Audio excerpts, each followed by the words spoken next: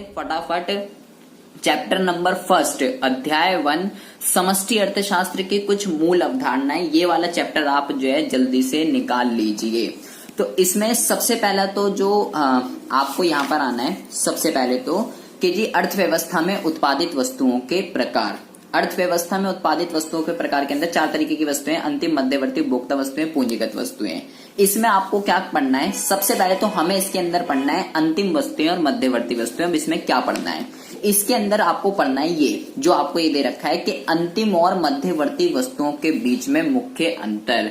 ये एग्जाम के अंदर एक फिक्स क्वेश्चन है, अंतिम और मध्यवर्ती वस्तुओं पे डिफरेंस आना ही आना है। आपको इसको घोलकर पी जाना है, अंतिम और मध्यवर्ती वस्तुओं के अंदर डिफरेंस। बट जैसा कि आप जानते हैं कि जैसे जब किस्मत खराब होती है तो ऊंट पे बैठे इंसान को भी कुत्ता काट लेता है, तो ऐसे ही हमारे साथ भी कुछ ऐसा ही हो सकता है। माना हम पढ़ के चलेगा ये अंतिम वस्तुएं और मध्यवर्ती वस्तुओं के बीच में डिफरेंस, लेकिन अगर आपकी जब किस्मत खराब होगी तो फिर वो क्या करता है, आपका एग्जामिनर आपको जो है 4 से 5 वस्तुएं दे देगा और आपको बोलेगा कि जी बताओ इसमें से कौन सी वस्तु अंतिम वस्तु है और कौन सी वस्तु मध्यवर्ती वस्तु है। तो वहां पे जो है गलती के चांस बहुत ही ज्यादा हो जाते हैं, क्योंकि बच्चों को कॉन्सेप्ट बिल्कुल भी क्लियर नहीं है कि अंतिम वस्तु आखिर किसको कहते हैं और मध्यवर्ती वस्तु आखिर किसको कहते हैं। अगर आपको अंतिम और मध्यवर्ती वस्तु का डिफरेंस बिल्कुल क्लियर है, किसको अंतिम किसको मध्यवर्ती कहते हैं, तभी आप जो है वो वाला क्वेश्चन कर पाओगे कि कौन सी अंतिम वस्तु है कौन सी मध्यवर्ती वस्तु है। तो वहां पे आपके नंबर जाने के चांस ज्यादा होते हैं। फिर तो अगर आगे वाले को आवाज देते हैं, पीछे वाले को आवाज देते हैं और भाई ये अंतिम है मध्यवर्ती है, ये बता दे वो बता दे, तो वहां गलती के चांस ज्यादा है। दूसरा, अगर ये आ गया फिर तो हमारी किस्मत बढ़िया है, ये तो हम पढ़ के जाएंगे। लेकिन अंतिम और मध्यवर्ती वस्तु एक फिक्स टॉपिक है चैप्टर नंबर फर्स्ट के अंदर, समष्टि अर्थशास्त्र की कुछ मूल अवधारणाएं, तो ये आप अच्छे से घोलकर पी के जाइएगा, ठीक है। उसके बाद आ जाइए जी उपभोक्ता वस्तुएं। उपभोक्ता वस्तुओं में आपको कुछ भी नहीं पढ़ना है, केवल आपको ये पढ़ना है कि ये गैर टिकाऊ वस्तुएं क्या होती हैं। ये 1 मार्क्स का क्वेश्चन आपसे 1000 बारी पूछा गया है। गैर टिकाऊ का दूसरा नाम भी आपको ध्यान रखना है, इसको कहते हैं एकल उपयोग उपभोक्ता वस्तुएं। ये 1 मार्क्स का क्वेश्चन बहुत बारी आता है एग्जाम के अंदर, साथ साथ मार्क्स भी लिखते रहिए, ठीक है। और जो बता रहा हूं जैसे बता रहा हूं बिल्कुल वैसे ही पढ़ना है, ठीक है। अंतर मैंने बता दिया, वहां पर अंतर भी आ सकता है, या अंतर नहीं आया तो 3-4 वस्तु दे देगा, बोलेगा कौन सी अंतिम है कौन सी मध्यवर्ती है वो बताइए। तो ये भी ध्यान रखिएगा, साथ साथ वहां पे लिखते रहिए, ऐसे भी आ सकता है। ये 3 मार्क्स का क्वेश्चन आता है कि पूंजीगत वस्तुएं क्या होती हैं, पूंजीगत वस्तुओं की विशेषताएं बताइए। मोस्ट इंपॉर्टेंट टॉपिक है, ठीक है। एक क्वेश्चन कंपलसरी है इसका, पूंजीगत वस्तुएं क्या होती हैं इसकी विशेषताएं बताइए, ठीक है जी। अब इसके अंदर तो और कुछ नहीं पढ़ना है कि अर्थव्यवस्था में उत्पादित वस्तुओं के प्रकार, अंतिम और मध्यवर्ती वस्तु पढ़ना है, उपभोक्ता के अंदर केवल एकल उपयोग और पूंजीगत वस्तुएं क्या होती हैं इसकी विशेषताएं। बाकी हमें इसमें से कुछ नहीं पढ़ना। ये जो दे रखा है ना, ये एक बार का आपको ये जो निवेश दे रखा है ना, निवेश 1 मार्क्स का पढ़ना है केवल कि जी पूंजी निर्माण क्या होता है। निवेश पे केवल 1 मार्क्स का क्वेश्चन आएगा कि पूंजी, निवेश नहीं लिखा आता, ये भी ध्यान रखना, लिखा आता है पूंजी निर्माण क्या होता है, कैपिटल फॉर्मेशन। तो ये आपको ध्यान रखना है, निवेश लिखा हुआ नहीं आएगा। बाकी इसमें से ये आपको कुछ नहीं पढ़ना है। स्थिर निवेश क्या होता है, ये माल सूची निवेश, ये सब क्या होता है, सकल निवेश, शुद्ध निवेश, ये आपको कुछ भी नहीं पढ़ना है। उसके बाद मूल्यह्रास, ये तो 1 मार्क्स का क्वेश्चन कंपलसरी है एग्जाम में, 1000 बारी ये आया हुआ है कि जी मूल्यह्रास क्या होता है बताइए, ठीक है। पूंजी निर्माण भी 1000 बारी 1 मार्क्स का आया हुआ है और मूल्यह्रास भी 1 मार्क्स का आपका बहुत बारी आया हुआ है। तो ये आपको पढ़ के जाना ही जाना है। उसके बाद आ जाइए जी दूसरा मोस्ट इंपॉर्टेंट, सबसे ज्यादा ये है स्टॉक और प्रवाह। स्टॉक और प्रवाह तो ये समझ लीजिए आपको फाड़ के लेके चले जाना है, ऊपर जेब में ही रखिएगा, क्योंकि ये एग्जाम में एक फिक्स टॉपिक है। स्टॉक और प्रवाह के ऊपर क्वेश्चन आना ही आना है। अब इस पे क्वेश्चन कैसे आता है, ये जो अंतर दे रखा है ना आपको, ये तो आपको बिल्कुल घोल के पी जाना है। स्टॉक और प्रवाह के अंदर अंतर, ये 3 नंबर का क्वेश्चन कंपलसरी है एग्जाम में, आपका आना ही आना है। उसके बाद आपको क्या करना है, इसके ऊपर ये जो आपको कुछ उदाहरण दे रखे हैं ना, ये उदाहरण भी आपको बहुत ही ध्यान से पढ़ के जाने हैं। ये यहां से लेके ये 5-5 तक जो आपको दे रखे हैं ना, 5-5 तक, ये बिल्कुल अच्छे से क्या होता है, जैसे ऐसे पूछता है वो कि पूंजी पर ब्याज जो है वो स्टॉक का उदाहरण है या प्रवाह का उदाहरण है, या ये जो श्रम बल है ये स्टॉक का उदाहरण है या प्रवाह का उदाहरण है। तो ये आपको बहुत ही अच्छे से ये 5 एग्जाम्पल इसके ध्यान रखने। ये 1 मार्क्स अगर 1 नंबर का आया तो यहीं से उठा के दे देगा, कोई सा बोलेगा बताओ स्टॉक का उदाहरण है या प्रवाह का उदाहरण है, ऐसे पूछ लेगा। अदरवाइज अंतर तो इसके अंदर कंपलसरी है, फाड़ के ऊपर वाली जेब में रखिएगा, आना ही आना है। ठीक है जी, अच्छा ये बात मुझे समझ में आ गई। उसके बाद अगला टॉपिक है अर्थव्यवस्था के 4 क्षेत्र। इसमें आपको क्या पढ़ना है, वास्तविक और मौद्रिक प्रवाह। 1 मार्क्स का इसमें अगर आया तो ये आ जाता है वास्तविक प्रवाह क्या होता है, मौद्रिक प्रवाह क्या होता है, कंपलसरी है, आएगा ही आएगा। और इसमें डिफरेंस भी आ सकता है कि वास्तविक प्रवाह और मौद्रिक प्रवाह में क्या अंतर है। 3 मार्क्स का क्वेश्चन, ये कुछ नहीं पढ़ना, ठीक है ना। ये परिवार क्षेत्र, उत्पादक क्षेत्र, सरकारी, ये कुछ नहीं पढ़ना। ये अंत क्षेत्र प्रवाह कुछ नहीं पढ़ना। ये आपको केवल ये पढ़ना है वास्तविक प्रवाह क्या होता है, मौद्रिक प्रवाह क्या होता है और इसके अंदर डिफरेंस। और इसमें आपको पढ़ना क्या है, आय का चक्रीय प्रवाह। ये है ना आय, इस चैप्टर के आय का चक्रीय प्रवाह 2 क्षेत्रीय, 3 क्षेत्रीय और 4 क्षेत्रीय। आपको तीनों के तीनों मैंने सबकी वीडियो बना रखी है। आपको आय का चक्रीय प्रवाह पढ़ना ही पढ़ना है। एग्जाम फाड़ के ऊपर वाली जेब में रखिएगा, जहां पे मैं बोल रहा हूं ना फिक्स क्वेश्चन है, फाड़ के ऊपर वाली जेब में ही रखिएगा। तो भैया उसको ऊपर वाली जेब में ही रखना है और किसी जेब में नहीं रखना है, क्योंकि निकालने में दिक्कत होगी।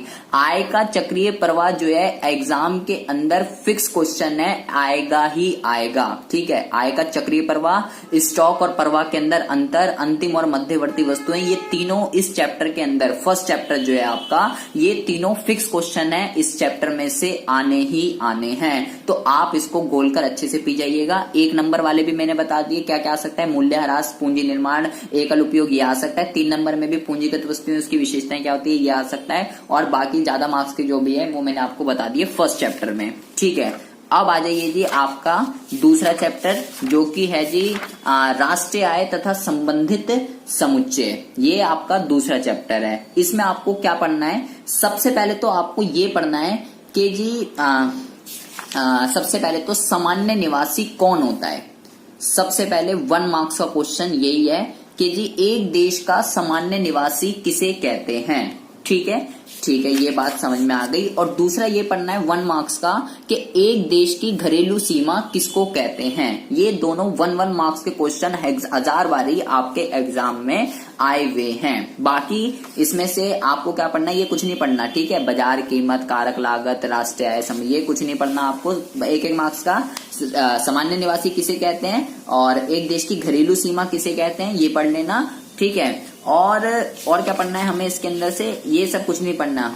ठीक है, और आपको अब आ जाइए इधर, ये तो आपको फाड़ के लेके चले जाना है ऊपर वाली जेब में। मौद्रिक और वास्तविक प्रवाह, ये एक मौद्रिक जीडीपी और वास्तविक जीडीपी एग्जाम के अंदर कंपलसरी है। इसके ऊपर क्वेश्चन आना ही आना है। मौद्रिक जीडीपी किसे कहते हैं, वास्तविक जीडीपी किसे कहते हैं, इसके अंदर अंतर बताइए। 1 नंबर का आया तो केवल मौद्रिक जीडीपी या वास्तविक जीडीपी पूछता है। अदरवाइज मौद्रिक जीडीपी और वास्तविक जीडीपी में अंतर तो आपका कंपलसरी है, आना ही आना है।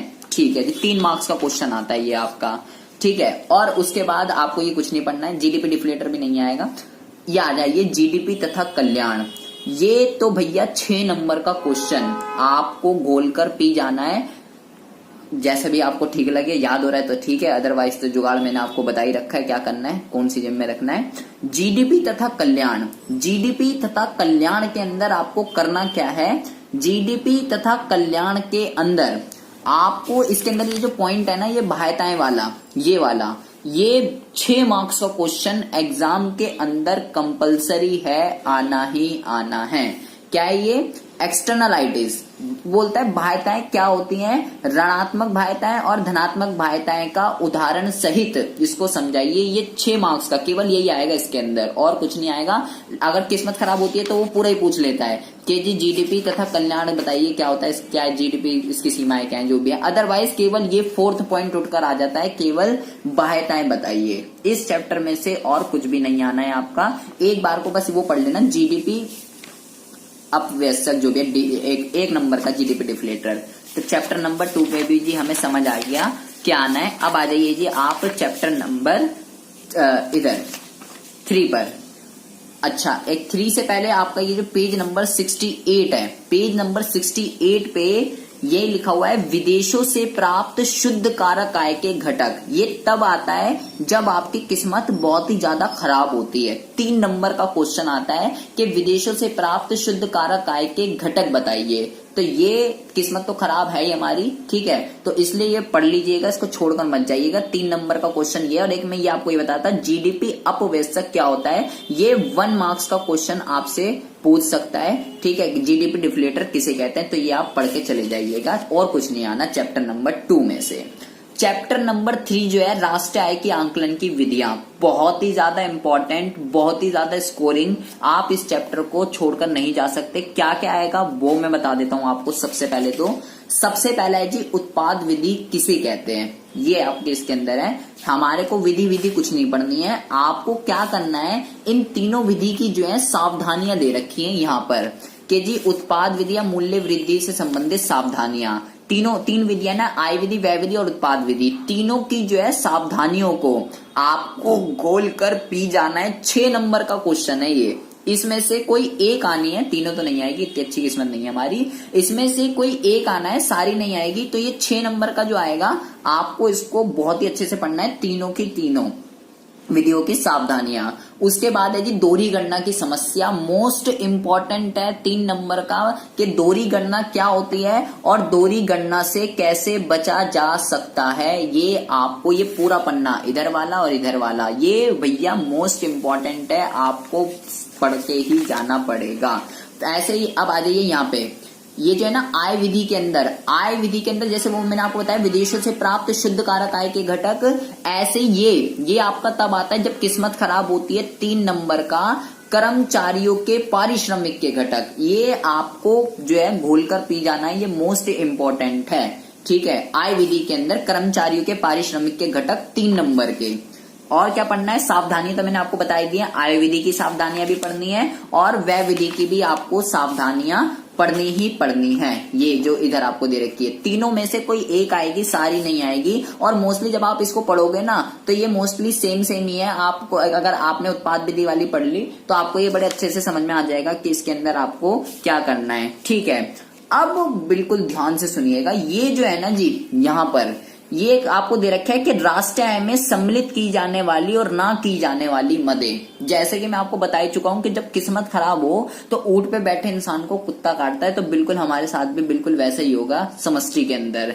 ये पढ़ना मोस्ट इंपॉर्टेंट है। यहाँ पे आपको ये बताया गया है कि किन मदों को राष्ट्रीय आय में शामिल करते हैं और किन मदों को राष्ट्रीय आय में शामिल नहीं करते हैं। आपको इसको अच्छे से, ये 3 नंबर का क्वेश्चन आता है, आपको इसमें से वो कोई सा भी पॉइंट दे देगा और बताएगा बताओ किसको राष्ट्रीय आय में सम्मिलित करेंगे और किसको राष्ट्रीय आय के अंदर सम्मिलित नहीं करेंगे। तो ये आपका एग्जाम में आएगा ही आएगा, ठीक है। जैसे वो अंतिम वस्तु और मध्यवर्ती वस्तु में वो दे देता है ना कि जब किस्मत खराब होती है तो बताओ कौन सी अंतिम है कौन सी मध्यवर्ती है, ऐसे यहाँ पर भी यही होगा। और अगर आपके पास सपोर्टिंग मटेरियल है, सहायक सामग्री जिसको आप कहते हो, वो है जो आपके स्कूल से प्रोवाइड होती है, तो उसके अंदर भी आपको ये राष्ट्रीय आय में सम्मिलित की जाने वाली और ना की जाने वाली मध्य, उसके पीछे जो क्वेश्चन है ना वो आप उसमें से देख लीजिएगा, उसमें से तो वही उठकर आएगा, बिल्कुल उसी में से एक ना एक आएगा। इसमें तो डायरेक्ट वही है, लेकिन क्वेश्चन जैसे आता है वो उसी में से आएगा। अगर आपके पास अभी स्कूल से नहीं मिली है, अभी तो बच्चों को नहीं मिली है, तो अगर आपके पास पुरानी कहीं से अरेंज हो सकती है,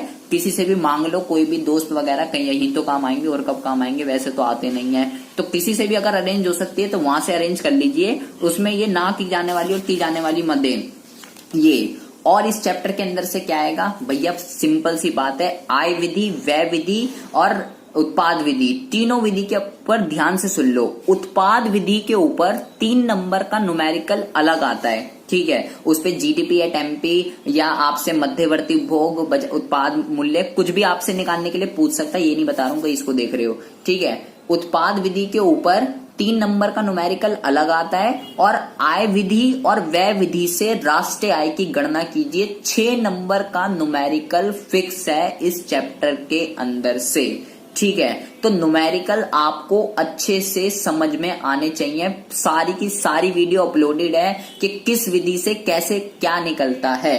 तो वो आपको अच्छे से देखनी है। अगर आपको ये न्यूमेरिकल नहीं आते हैं इसके सॉल्व करने, तो भैया 6 और 3 9 10 नंबर तो आप पहले इसमें हटाकर चलिए, ठीक है जी।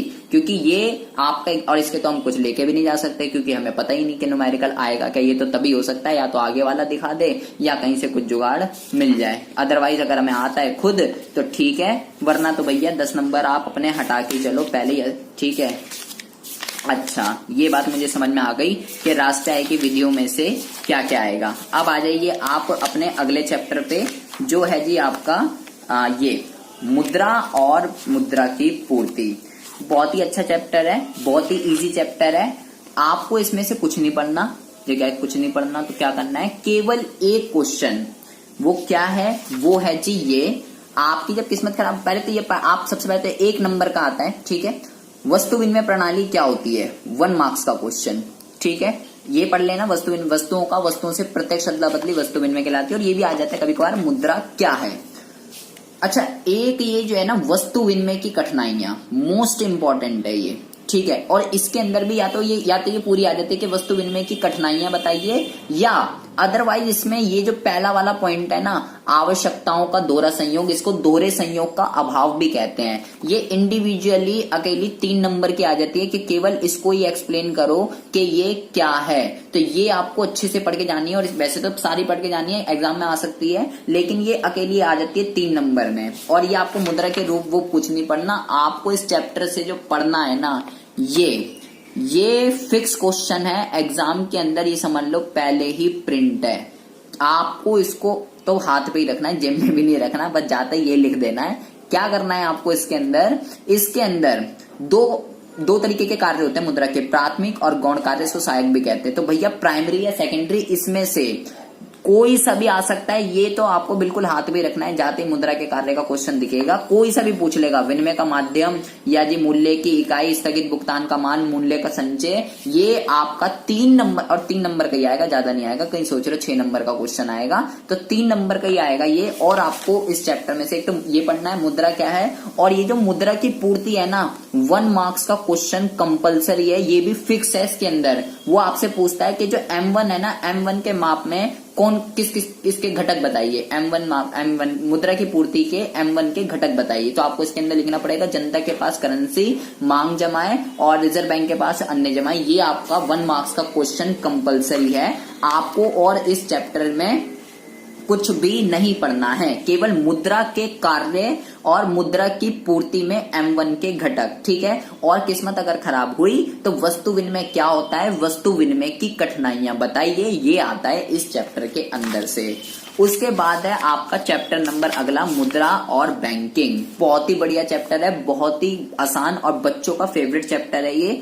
आपको इसके अंदर क्या करना है, सबसे पहले तो ये जो है ना जी, ये 6 नंबर का क्वेश्चन, ये है वाणिज्य बैंकिंग प्रणाली द्वारा मुद्रा का सृजन, कैसे बैंक जो है मनी क्रिएशन करता है। 6 नंबर का क्वेश्चन आपको क्वेश्चन आएगा कि एक संख्यात्मक उदाहरण से बताइए कि व्यावसायिक बैंक जो है वो मुद्रा का सृजन कैसे करता है। ये मुद्रा के सृजन की प्रक्रिया विद उदाहरण, तो ये इसके लिए मैंने वीडियो बना रखी है, आप वहां से देख सकते हो, ठीक है। अगर ये समझ आपको ना भी आ रहा हो तो वीडियो बना रखी है, बिल्कुल प्राथमिक जमाए गौण जमाए पूरा एग्जाम्पल से देना है कि भाई मिस्टर एक्स ने पहले 2000 रुपए जमा कराए, CRR इतनी थी, 10% बैंक अपने पास रखेगा, 1800 रुपए दूसरे व्यक्ति को दे देगा और उसको कैश नहीं देगा, उसके नाम का मांग जमा का खाता खोलकर उसके खाते में जमा कर देगा। ये सारा आपको लिखना है, 6 नंबर का क्वेश्चन इसके अंदर से कंपलसरी है। दूसरा आपको ये सब कुछ ध्यान से पढ़ना है, ठीक है। इसमें से केवल एक तो ये आता है कि भाई व्यावसायिक बैंक द्वारा साख निर्माण की प्रक्रिया, और क्या आता है इसके अंदर से, और आपको इसके अंदर से पढ़ना है जी ये मुद्रा के केंद्रीय बैंक के कार्य।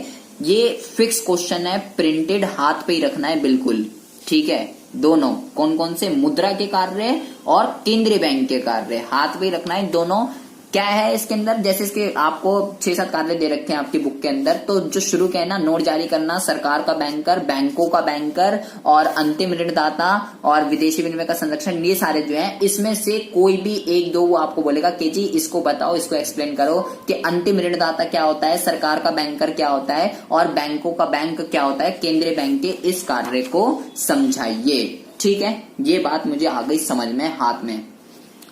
अब आ जाइए ये अगला जो टॉपिक है, केंद्रीय बैंक मुद्रा की पूर्ति को कैसे नियंत्रित करता है। 6 मार्क्स का क्वेश्चन फिक्स है, घोल कर पी जाना है। मौद्रिक नीति के मात्रात्मक और गुणात्मक उपाय, तो मात्रात्मक ये दे रखे हैं आपको और गुणात्मक दोनों दे रखे हैं। ये CRR SLR repo rate, reverse repo rate और सीमांत आवश्यकता, ये सब आपको घोल कर पिए दे रखा है ना। बैंक दर, रेपो रेट, CRR SLR, खुले बाजार की प्रक्रियाएं, सीमांत आवश्यकता, ये आपको क्वेश्चन घोल कर पी जाना है। 6 नंबर का ये मौद्रिक नीति के उपकरण की विधियां, मात्रात्मक और गुणात्मक। मात्रात्मक में किस किस को, बैंक दर, repo rate, CRR SLR, open खुले बाजार की प्रक्रिया, यह आता है कि मौद्रिक नीति के केंद्रीय बैंक मुद्रा की पूर्ति को कैसे नियंत्रित करता है, उसके मात्रात्मक उपाय बताइए। गुणात्मक वाला नहीं आएगा, इसके मात्रात्मक वाला ही आता है। लेकिन अगर वो कुछ मेंशन ही नहीं करना मात्रात्मक या गुणात्मक, तो आप ये वाले पॉइंट भी लिख सकते हो, राशनिक, नैतिक प्रभाव और सीमांत आवश्यकताएं।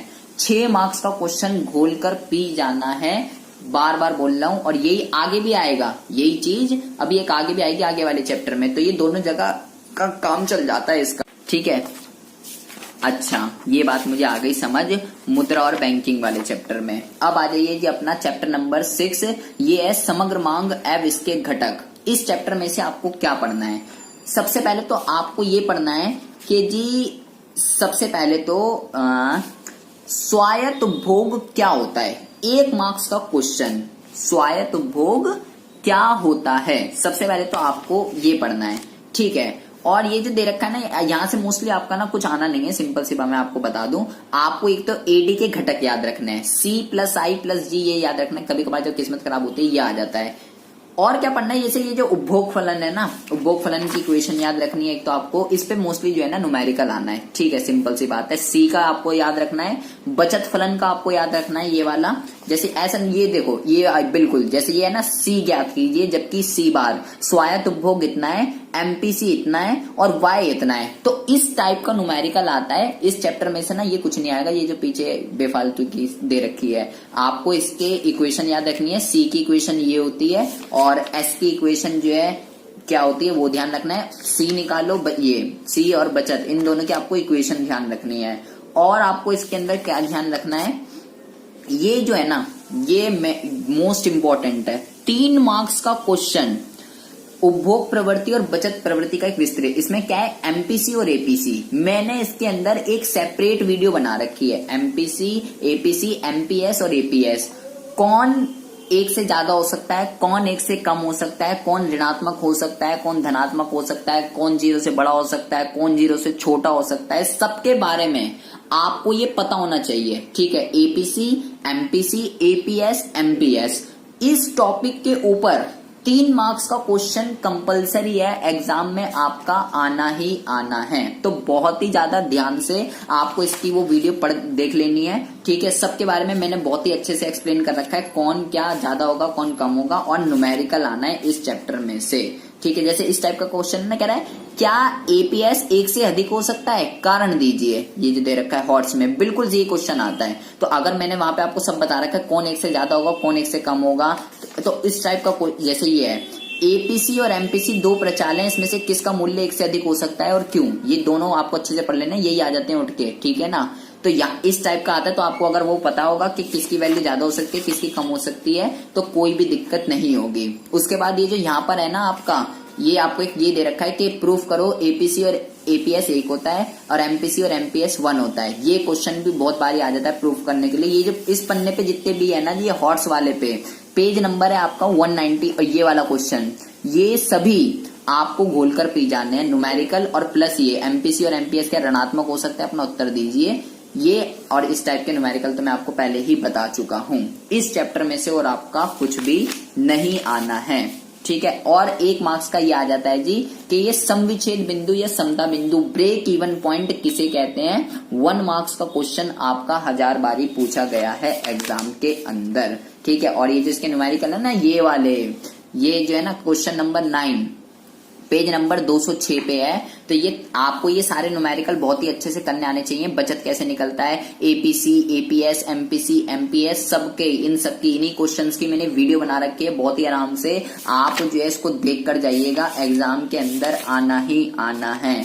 ठीक है, आ जाइए अल्पकालीन संतुलन उत्पाद, बहुत ही ज्यादा स्कोरिंग, बहुत ही ज्यादा इंपॉर्टेंट चैप्टर है ये आपका। इसके अंदर आपको पता ही है 2 तरीके के मेथड होते हैं उत्पाद, या तो S is equal to AD हो जाए या S is equal to I हो जाए, तो संतुलन में होता है। आपको सबसे पहले तो क्या पढ़ना है, ये प्रत्याशित बचत और प्रत्याशित निवेश 3 मार्क्स का आपका कंपलसरी है, ये आपको पढ़ के ही जाना है। और आपको इसके अंदर क्या पढ़ना है, इसके अंदर आपको तो एक तो इसका ग्राफ ध्यान रखना है यार, AD is equal to S, ये वाला ग्राफ ध्यान रखना है इसके अंदर, ठीक है। और S is equal to I वाला ग्राफ ध्यान रखना है। इसमें आएगा क्या, ये जो है ना एएस और एडी, मतलब हमें ये पता है संतुलन कब होता है, जब AD is equal to AS होता है। तो इसकी जो 2 कंडीशन है, या तो एएस ज्यादा हो एडी से या एएस कम हो एडी से, तो दोबारा संतुलन में कैसे आएगा, आपको इसकी प्रक्रिया बिल्कुल अच्छे से पता होनी चाहिए। 3 मार्क्स का क्वेश्चन ये कंपलसरी है, ठीक है, विद ग्राफ भी ध्यान रखना है। और ये तो क्वेश्चन आएगा ही आएगा। सेम ऐसे ही एस और आई के अंदर भी है ये वाला, कि जब एस ज्यादा होता है आई से और एस कम होता है आई से, तो दोबारा से संतुलन कैसे स्थापित होगा, और ये इसका ग्राफ है। ये 3 मार्क्स का, इसमें से कोई एक आना है, दोनों नहीं आएंगे, ठीक है ना। या तो S is equal to I वाला आता है या AD is equal to S वाला आता है। तो ये आपको बहुत ही अच्छे से पढ़कर जाना है। अच्छा जी, ये बात मेरे को समझ में आ गई। उसके बाद है जी इधर, ये क्या है, इधर देखो ये न्यूमेरिकल आने इसमें से, तो ठीक है, ये तो मैंने आपको पहले ही बता दिया। उसके बाद है ये निवेश गुणांक क्या है, निवेश गुणांक की प्रक्रिया, निवेश गुणांक क्या है और निवेश गुणांक की प्रक्रिया। 6 मार्क्स का क्वेश्चन एग्जाम के अंदर आना ही आना है। बोलता है विद उदाहरण बताइए गुणांक क्या है और इसकी प्रक्रिया को एक संख्यात्मक उदाहरण से बताइए। गुणांक और एमपीसी के बीच में संबंध, 3 मार्क्स का क्वेश्चन आपका आना ही आना है, ठीक है, ये भी मुझे समझ में आ गया। ये वाले जो इसकी प्रक्रिया है ना, ये गुणांक की क्रियाविधि बिल्कुल ऐसे ही आपको बना के आना है 6 नंबर का, तभी मिलेंगे 6 नंबर, अदरवाइज आपको इसके अंदर बाबा जी का ठुल्लू मिलेगा। अच्छा, ये बात भी मुझे समझ में आ गई कि जी इसमें से क्या क्या आएगा अल्पकालीन संतुलन उत्पादन में से। उसके बाद आ जाइए इधर न्यून अभावी मांग और अधिमांग की समस्या। इसके अंदर आपको क्या पढ़ना है, इसके ये मोस्ट इंपोर्टेंट चैप्टर है, ठीक है। सबसे पहले तो आपको ये पढ़ लेना है अनैच्छिक बेरोजगारी क्या होती है। 1 मार्क्स का क्वेश्चन आपसे बहुत बारी पूछ लेता है। सकारात्मक बेरोजगारी और संरचनात्मक बेरोजगारी 3 मार्क्स का क्वेश्चन 1000 बारी आया हुआ है। उसके बाद आपको क्या पढ़ना है, ये जो दे रखा है ना न्यून मांग और अस्थित के कारण और परिणाम, ये तो कुछ नहीं पढ़ना आपको, इसको आपको पढ़ना है ये कि ये वाला क्वेश्चन न्यून मांग और अधिमांग को ठीक करने के उपाय। 6 नंबर का क्वेश्चन आपका एग्जाम में आना ही आना है। और ये बिल्कुल ना वही है जो अभी पीछे आपने पढ़े हैं ना, जो मैं बता रहा था कि आगे भी आएंगे, बिल्कुल वैसे ही है। गुणात्मक और राजकोषीय उपाय हैं और दूसरा मौद्रिक वाले हैं। तो मौद्रिक उपाय तो बिल्कुल वही है, CRR, SLR, repo rate, reverse repo rate, आप जब पढ़ोगे तो बिल्कुल वही है। सीमांत आवश्यकता, नैतिक दबाव, राशनिंग, तो वही यहाँ पे भी काम चल जाएगा हमारा, बिल्कुल ठीक है। अच्छा, ये बात मुझे समझ में आ गई, न्यून मांग और अधिमांग की समस्या। उसके बाद आ जाइए जी सरकारी बजट और अर्थशास्त्र में, बहुत ही आसान चैप्टर, बच्चों का फेवरेट चैप्टर। सबसे पहले आपको क्या पढ़ना है, सरकारी बजट के उद्देश्य। 6 मार्क्स का क्वेश्चन है, ये एक का एग्जाम में आना ही आना है, ठीक है। इसमें आपको क्या पढ़ना है, या तो एक इंडिविजुअल मोस्टली संसाधनों का आवंटन, आय तथा संपत्ति का पुनः वितरण, ये दोनों तो आपको गोल कर पी जाने हैं, 6 नंबर के आते हैं। और इस पे वैल्यू बेस भी आ सकता है, आपको खुद ही पहचानना पड़ेगा कि इसके अंदर कौन सा सरकारी उद्देश्य लग रहा है, ठीक है। अच्छा, सरकारी बजट के उद्देश्य तो मुझे समझ में आ गए। उसके बाद क्या पढ़ना है आपको, ये उसके बाद आपको पढ़ना है जैसे 2 तरीके की प्राप्ति होती है, राजस्व प्राप्तियां, पूंजीगत प्राप्तियां। इसके अंदर आपको डिफरेंस आएगा ही आएगा 3 मार्क्स का, ये आपको गोल कर पी जाना है। 3 मार्क्स का क्वेश्चन आता है, राजस्व प्राप्तियों और पूंजीगत प्राप्तियों में अंतर बताइए। सेम ऐसे ही जो वो है प्रत्यक्ष कर और अप्रत्यक्ष कर में अंतर, 3 मार्क्स का। देखो एक ही अंतर आना है, या तो राजस्व प्राप्तियां या पूंजीगत प्राप्तियां, या प्रत्यक्ष कर या अप्रत्यक्ष कर, या राजस्व व्यय और पूंजीगत व्यय, ठीक है। इसमें से कोई एक ही आना है, तीनों नहीं आने हैं, लेकिन आएगा कंपलसरी, फिक्स है, ठीक है। अच्छा, ये बात मुझे समझ में आ गई। उसके बाद है जी आपका राजस्व व्यय और पूंजीगत व्यय, मैंने आपको बता दिया, इसमें अंतर आएगा। उसके बाद आपका है इधर ये राजकोषीय घाटा क्या होता है, राजकोषीय घाटा क्या होता है और राजकोषीय घाटे के इम्प्लीकेशंस, 6 मार्क्स का क्वेश्चन ये आपका कंपलसरी है, इस चैप्टर में से आएगा ही आएगा। और दूसरा एक ये भी है इस चैप्टर के अंदर से कि बजटीय घाटे को कैसे पूरा किया जा सकता है, ये भी 3 मार्क्स का आपका है एग्जाम में। देखो राजस्व घाटे के भी इम्प्लीकेशन पढ़ लेना, जब किस्मत खराब होगी ना तो राजस्व वाले का आ जाएगा, राजकोषीय का नहीं आएगा, तो ये भी बहुत अच्छे से पढ़ लेना भाई, पहले बता रहा हूं। इन दोनों में से किसी न किसी की इम्प्लीकेशन आपकी एग्जाम में आनी ही आनी है, ठीक है, और इसमें से कुछ नहीं आता है, ठीक है। न्यूमेरिकल आ जाता है इसमें 3 मार्क्स का, तो आपको इसके से फॉर्मूले पता होने चाहिए कि जी राजस्व, प्राथमिक, ये सब कैसे निकलते हैं, तो आप इसको बहुत ही आराम से इसका न्यूमेरिकल कर सकते हो, बहुत ही ज्यादा आसान होता है, जैसे ये वाला न्यूमेरिकल है, ठीक है। अंतर आएगा एक तो तीनों में से कोई एक, इम्प्लीकेशन आएगी राजस्व या राजकोषीय की क्या होता है और इसके प्रभाव बताइए, और एक इस पे आएगा न्यूमेरिकल, और इसमें से आपका कुछ भी नहीं आएगा। अच्छा जी, मुझे सरकारी बजट और अर्थशास्त्र का भी पता चल गया। अब आ जाइए जी अपना अगला चैप्टर, विदेशी विनिमय दर। बहुत ही आसान चैप्टर, बहुत ही ज्यादा कंफ्यूजिंग चैप्टर है बच्चों का। सबसे पहले तो 1 मार्क्स का क्वेश्चन, विदेशी विनिमय दर क्या होती है, 1000 बार आपका एग्जाम के अंदर आया हुआ है। उसके बाद आपको क्या पढ़ना है, फिक्स क्वेश्चन है 6 नंबर का, 3 नंबर का भी आ जाता है। अगर केवल ये पूछे कि जी स्थिर विनिमय दर क्या होती है और लचीली विनिमय दर क्या होती है, आपको इसको अच्छे से पढ़कर जाना है, दोनों क्या होती हैं और इसके गुण और इसके अवगुण बहुत अच्छे से पढ़कर जाने हैं, ठीक है। ध्यान से सुन लो, स्थिर विनिमय दर क्या होती है, लचीली विनिमय दर क्या होती है, दोनों के गुण और अवगुण, विदेशी विनिमय दर क्या होती है, ये पढ़ के जाना है। और 3 वर्ड है, एक तो मूल्य वृद्धि, एक मूल्य ह्रास, एप्रिसिएशन, डेप्रिसिएशन, इन दोनों में क्या डिफरेंस है। 3 मार्क्स का क्वेश्चन आपका एग्जाम में 1000 बारी आया हुआ है। तो विदेशी विनिमय दर क्या होती है ये आपको अच्छे से पढ़कर जाना है, ठीक है। विदेशी विनिमय के मांग के घटक, इसमें से ना 1 नंबर का आता है सिर्फ, ये सब कुछ नहीं पढ़ना है। वो उससे ये बोलेगा कि जी हमें विदेशी विनिमय की मांग क्यों की जाती है, विदेशी विनिमय की मांग हमें क्यों होती है, हमें कब विदेशी विनिमय चाहिए होगी, जब हमें विदेशों में कुछ विदेशों में निवेश करना होगा, आयात करना होगा, कुछ भी विदेशों से अगर करना है तो हमें चाहिए। और ऐसे यहाँ है विदेशी विनिमय की पूर्ति के घटक, तो इसमें से आप 2-3 पॉइंट पढ़ लेना। 1 मार्क्स का आता है, सिर्फ हेडिंग पढ़नी है, ठीक है, अंदर कुछ एक्सप्लेनेशन के लिए नहीं पढ़ना है। और इसमें आपको क्या, जैसे ये देखो यहाँ पे दे रखा है स्थिर विनिमय लचीली के गुण, और यहाँ पे वो दे रखा है उसके दूसरी वाली के, तो ये आपको अच्छे से पढ़ना है। प्रबंधित तरणशीलता, 1 मार्क्स का क्वेश्चन आपका कंपलसरी है, एग्जाम के अंदर आना ही आना है, प्रबंधित तरणशीलता के ऊपर, ठीक है। अच्छा जी, ये बात भी मुझे अच्छे से आ गई समझ में, और बिल्कुल इसका कॉन्सेप्ट आपको क्लियर हो जाना चाहिए। जो लचीली वाली है, कब जो है विदेशी विनिमय के साथ आयात और निर्यात का क्या संबंध होता है, ये आपको अच्छे से पता होना चाहिए। ये आपका एग्जाम में आता ही आता है कि जब विदेशी विनिमय की मांग बढ़ गई या मूल्य ह्रास हो गया, एप्रिसिएशन हो गया, डेप्रिसिएशन हो गया, कुछ भी हो गया, तो उससे आयात बढ़ेगा या घटेगा। उस पे 3 मार्क्स का क्वेश्चन आपका कंपलसरी है, आना ही आना है। ये कुछ नहीं पढ़ना आपको, हाजिर बाजार, वायदा बाजार, ठीक है, इसको आप छोड़कर जा सकते हो। प्रबंधित तरणशीलता आप एक बारी पढ़ लीजिएगा। अच्छा जी, ये मेरे को बात आ गई समझ में। जैसे ये देखो लिखा है ना, निर्यातों को प्रोत्साहन देने से विदेशी विनिमय दर कैसे प्रभावित, इस टाइप के क्वेश्चन आपके आ जाए। जैसे ये देखो, ये है ना, ये इस पेज पे जितने भी, जब किसी देश की विदेशी विनिमय दर बढ़ रही है तो आयातों पर क्या प्रभाव पड़ने की संभावना रहती है और क्यों, ये क्वेश्चन आपका 3 मार्क्स का कंपलसरी, जैसे 14 में भी आया, 16, 17 बहुत बार आया है ये क्वेश्चन। आयात का भी आता है इस पे और निर्यात का भी आता है इस पे, ये रहा निर्यातों को प्रोत्साहन, तो ये आपको बहुत ही अच्छे से पढ़कर जाना है, ठीक है जी। ये एग्जाम में कंपलसरी है 3 मार्क्स का। और स्थिर विनिमय, लचीली विनिमय, ये बात भी मुझे समझ में आ गई इस चैप्टर के अंदर से। और लास्ट ये आपका है भुगतान शेष, आ नहीं रहा है, जिसका आ रहा हो देख लेना, नहीं आ रहा तो भी देख लेना, क्योंकि जो कह रहा है मेरी मैक्रो पूरी आ रही है, तो उसके लिए मैं आपको बता रहा हूँ। भुगतान शेष में आपको क्या पढ़ना है, चालू खाता क्या होता है, चालू खाते के घटक, 3 मार्क्स का कंपलसरी क्वेश्चन है। 2 तरीके के होते हैं, चालू खाता और पूंजी खाता, दोनों में से किसी एक के घटक आने हैं। 3 मार्क्स का क्वेश्चन आपका कंपलसरी है। ये तो बहुत बारी आता है कि जी पूंजी खाता क्या होता है, पूंजी खाते के घटक बताइए, तो ये आपको अच्छे से पढ़कर जाना है, ठीक है।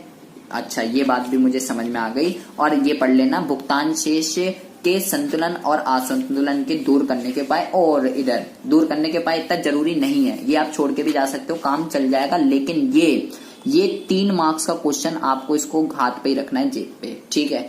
स्वायत्त और समायोजित मध्य 3 मार्क्स का क्वेश्चन कंपलसरी, इन दोनों के बीच में अंतर आता है। और ये रहा, ये जो दे रखा है ये टेबल, ये काम की टेबल है आपके लिए, तो समझ जाओ आपको क्या करना है। 3 मार्क्स का क्वेश्चन है ये, सवयोजित मध्य और समायोजक मध्य। अच्छा, ये भी देखा ना, व्यापार शेष भी आप छोड़कर जा सकते हो, इतना जरूरी नहीं है। तो ये तो हो गया आपका जी भुगतान शेष, ठीक है। ये पूरी मैंने आपको आपकी मैक्रो बता दी है कि जी आपकी जो समष्टि अर्थशास्त्र है इसमें से आपका क्या क्या आ सकता है। मे भी आपको ये अच्छे से समझ में आ गया होगा पूरा, इसमें कुछ भी समझ ना आया हो, कोई भी डाउट हो, कोई भी इश्यू हो, तो आप जो है मेरे से कमेंट बॉक्स में कमेंट करके पूछ सकते हैं। व्हाट्सएप नंबर मैंने आपको दे दिया है परेशान करने के लिए, जहां पर भी आप मेरे को परेशान करना चाहो वहां पर आप मेरे को परेशान कर सकते हो। और जो बची आपकी भारतीय अर्थव्यवस्था, तो उसके लिए मैं आपको अलग से वीडियो बना दूंगा, ये तो भी लंबी हो गई है, ठीक है, जिससे आपको अच्छे से समझ में आ जाएगा। ये तो आपको अभी इसकी तैयारी कीजिए, नेक्स्ट वीडियो में मैं आपकी उसकी बना दूंगा भारतीय अर्थव्यवस्था और विकास की, ताकि आपको आपकी प्रिपरेशन बहुत ही अच्छे से हो जाए। सारे क्वेश्चन बता दिए, पढ़ाई बिल्कुल शुरू कर दीजिए, ज्यादा टाइम वेस्ट नहीं करूंगा। अपने फ्रेंड्स में शेयर करना मत भूलिएगा यार, थोड़ा बड़ा उनका भी कर दो, सारे कुछ मार्क्स से खुद ही ले लोगे क्या। तो वीडियो को शेयर जरूर कीजिएगा, अच्छी लगे तो लाइक करना मत भूलिएगा, लाइक करने से मैं मोटिवेट होता हूँ यार, तो तब मैं मोटिवेट होऊंगा, तभी आपके लिए वीडियो बना पाऊंगा। तो लाइक करना ना भूलिएगा। चैनल पर पहली बार आए हो तो यार सब्सक्राइब करके बेल आइकन को जरूर प्रेस कर लीजिए, आपके लिए मैं ऐसी वीडियो रोजाना इस चैनल पर अपलोड करता रहता हूँ। तो मिलते हैं आपसे नेक्स्ट वीडियो में, जिसमें मैं जो आपको भारतीय अर्थव्यवस्था और विकास के क्वेश्चन बताने वाला हूँ, ठीक है। तो तब तक के लिए have a good day, bye bye, take care. समष्टि की पढ़ाई शुरू कर दो, ज्यादा दिन नहीं रह गए हैं। चलिए मिलते हैं नेक्स्ट वीडियो में।